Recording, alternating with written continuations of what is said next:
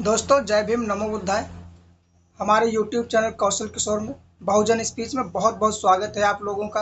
आज बात करेंगे एक ऐसी घटना पर जो घटना आप सुनेंगे, जो कहानी आप सुनेंगे वो आपके हृदय को तार तार कर देने वाली है।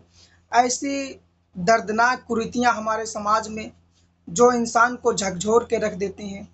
एक ऐसी महिला वीरांगना नांगेली, जिसका नाम होता है, केरल की रहने वाली होती है। उसने किस प्रकार से अपने स्तनों की आहुति दे दी, किस तरह से मूला कर्म को न झेला, न सर झुकाया और अपने स्वाभिमान और सम्मान को बचाने के लिए उसने अपने स्तनों को ही काट करके उन दरिंदों के सामने रख दिया, जिन दरिंदों ने मूला कर्म लगाया था, जिन दरिंदों ने महिलाओं के स्तन ढकने पर रोक लगाई थी। और अगर स्तन ढकती है तो उसके प्रति उन लोगों को कर देना पड़ेगा, टैक्स देना पड़ेगा, जिसे मूला कर्म के नाम से जाना जाता है। बहुत पुरानी घटना नहीं है, बहुत समय पुरानी नहीं है, बहुत जल्दी की घटना है। अभी लगभग 100 साल हुए होंगे, क्योंकि ये घटना 1924 की है। 19वीं शताब्दी की ये घटना है जिसे आपको सुनाने जा रहे हैं। सुनेंगे बहुत ही बेहतर रहेगी। आप लोग पूरी तरह इस घटना को सुनेंगे, आपकी समझ में आएगा कि किस प्रकार से दलितों पर शोषित अत्याचार हुए हैं, शोषण हुआ है, अपने समाज के कितने लोगों के साथ कौन कौन सी घटनाएं हुई हैं। लेकिन हर घटना पर, हर अत्याचार पर किसी न किसी ने अपने आप को बलिदान करके उस कुरीतियों के रोकने की कोशिश की है।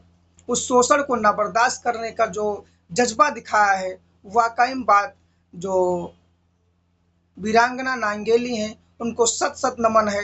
जिस प्रकार से उन्होंने इतने अपनी वीरता दिखाई और इतना जो है समाज को आगे बढ़ाने की कोशिश की, समाज में कुरीतियों से लड़ने की कोशिश की। सर न झुका करके उसने अपने आप के स्वाभिमान के लिए अपने स्तनों को काट करके उन दरिंदों के हाथ में दे दिया, जो दरिंदे स्तनों पर कर लगा रहे थे।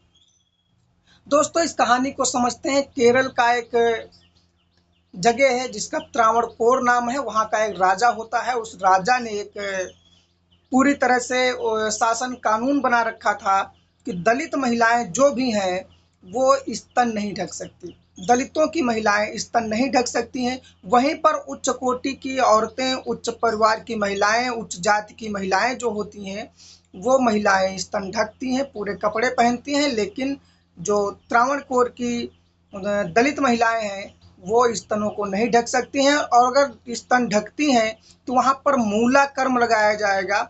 मूला कर्म एक कर है, जो स्तन ढकने पर जो कर लगाया जाता है वो कर लगाया जाएगा।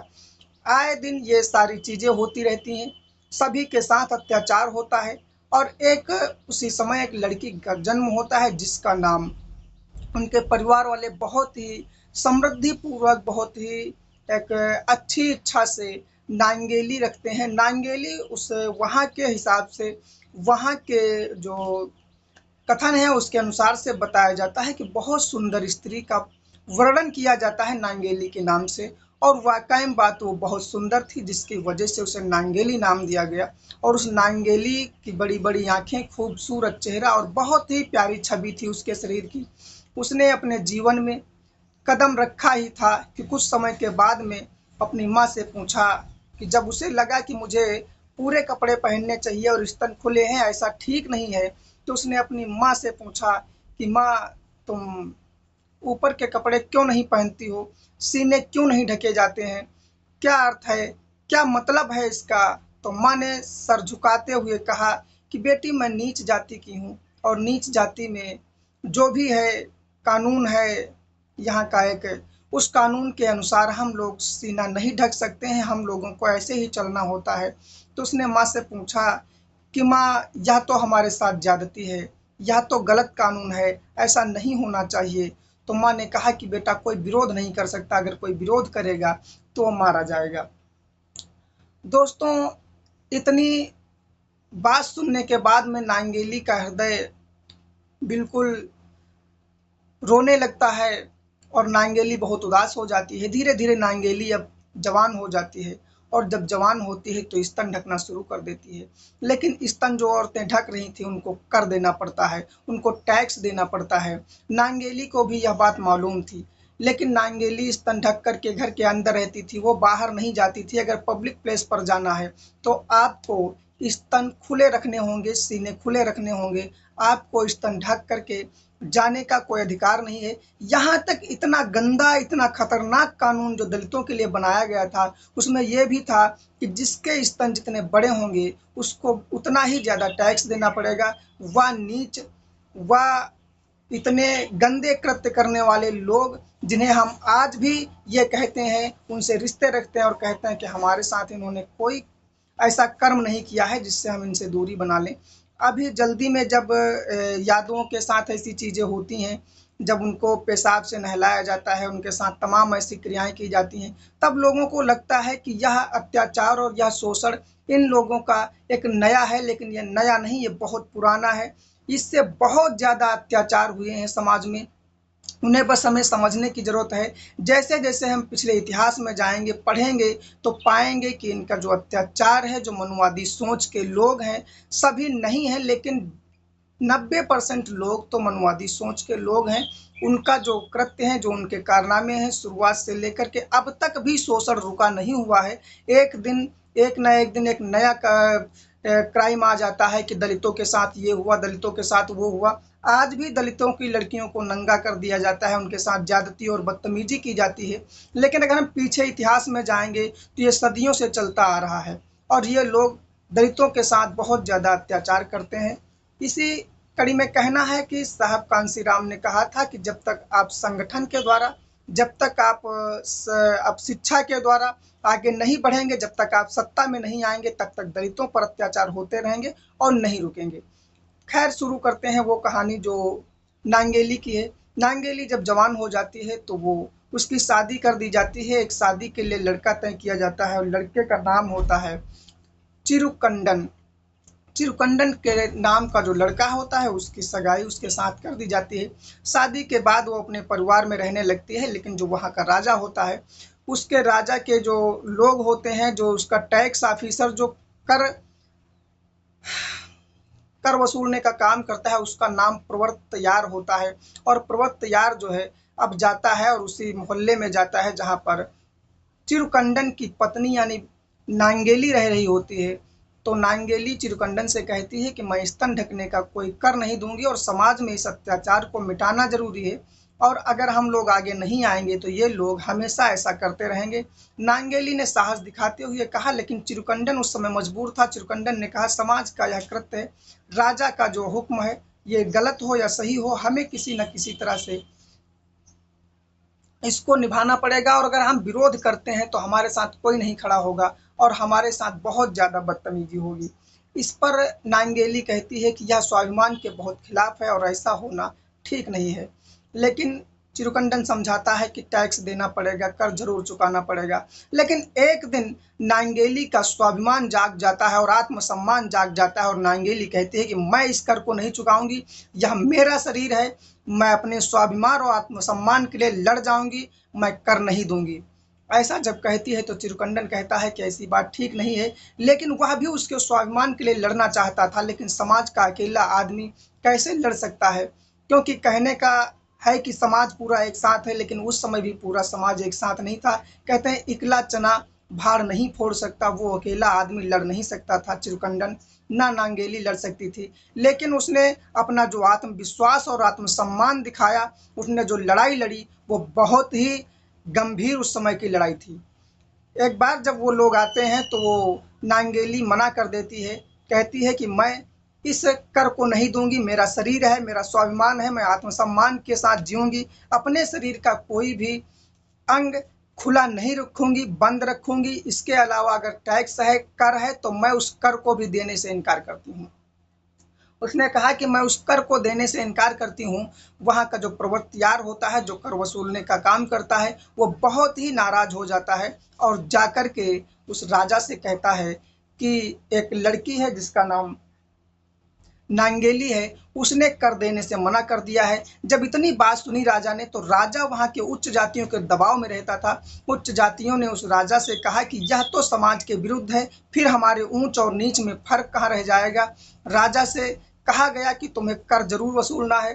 प्रवत्त कुमार दोबारा उस कर को लेने जाता है और जब कर लेने जाता है तो कम से कम 20 लठैतों के साथ जाता है और लठैत जाते हैं और कहते हैं कि बहुत ही प्रताड़ित करते हैं उसको, बहुत ही उसे सताया जाता है, उसके साथ बहुत बदतमीजी, ज्यादती और दुर्व्यवहार किया जाता है, जिसकी वजह से वो सदमा झेल नहीं पाती है। लेकिन वो कहती है कि नांगेली सर नहीं झुकाएगी, ये आत्मसम्मान की लड़ाई है, आत्मविश्वास की लड़ाई है और ये हमारे जीवन के अंग हैं, हमारे शरीर के अंग हैं, इनका हम कर देना आपका कोई अधिकार नहीं बनता है, ना आपका लेना कर अधिकार बनता है, मैं कर नहीं दूंगी।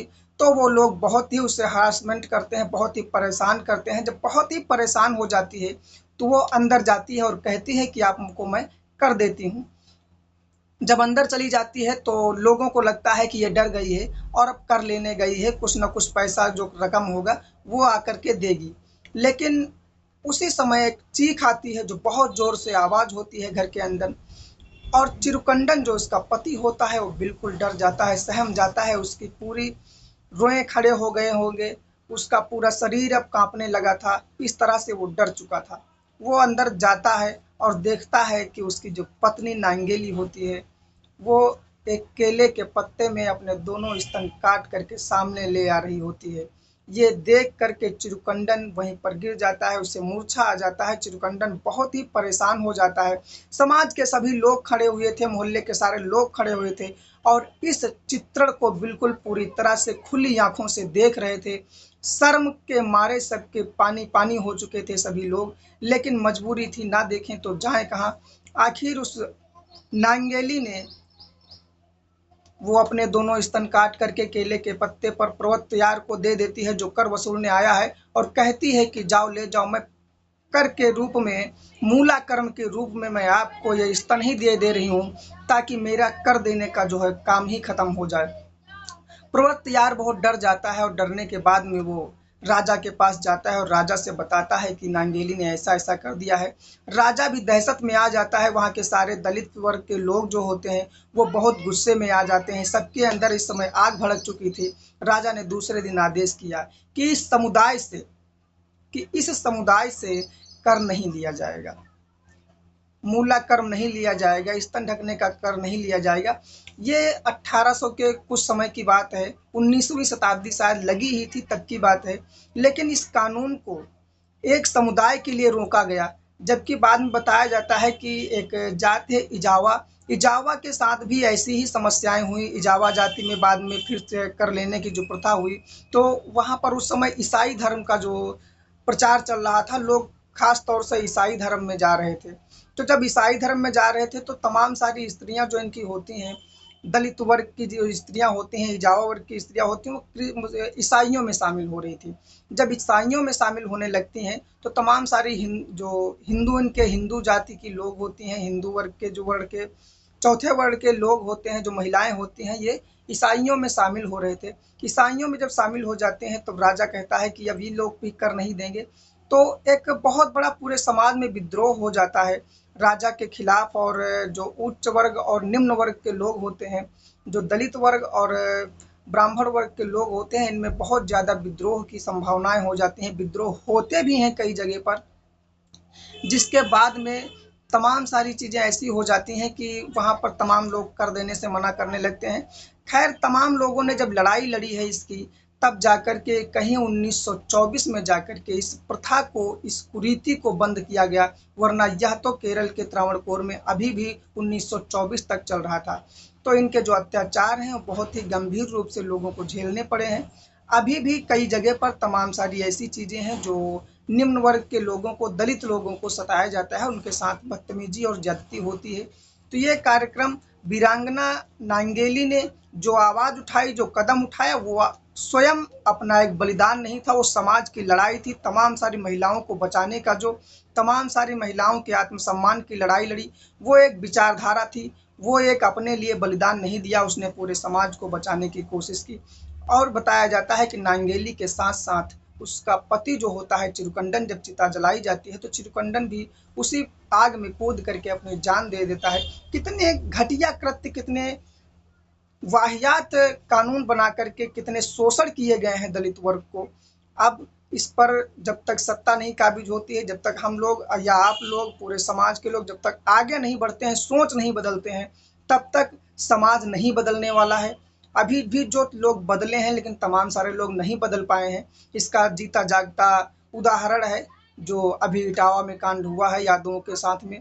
तो ऐसी चीज़ें जब तक आप आगे नहीं आएंगे, जब तक इनका विरोध नहीं करेंगे, कुरीतियों के विपक्ष में नहीं जाएंगे, उनका कुरीतियों का विरोध नहीं करेंगे, तब तक आपके साथ ऐसी घटनाएं होती रहेंगी। तो इस कहानी से, इस घटना से आप लोगों को क्या जानकारी मिली है, कमेंट में अपनी राय दें। और नांगेली के लिए ज़रूर एक वीरांगना नांगेली के लिए एक लाइक, कमेंट, और जो भी आप कमेंट करेंगे उस नांगेली के बारे में, वीरांगना नांगेली जो इस समाज को एक नई रीति दे गई, जो समाज के लिए एक लड़ाई लड़ गई, जो एक विचारधारा थी। अगर आप लोगों को वीडियो अच्छा लगे तो लाइक कर देना, चैनल को सब्सक्राइब कर देना। आपको अपने इतिहास से दलितों पर हुए अत्याचार के लिए इस चैनल पर आप लोगों को वीडियो मिलते रहेंगे। पूरी घटना को विधिवत समझाया जाता है। मिलते हैं एक अगली नई स्टोरी में, तब तक के लिए नमस्कार, धन्यवाद, जय हिंद।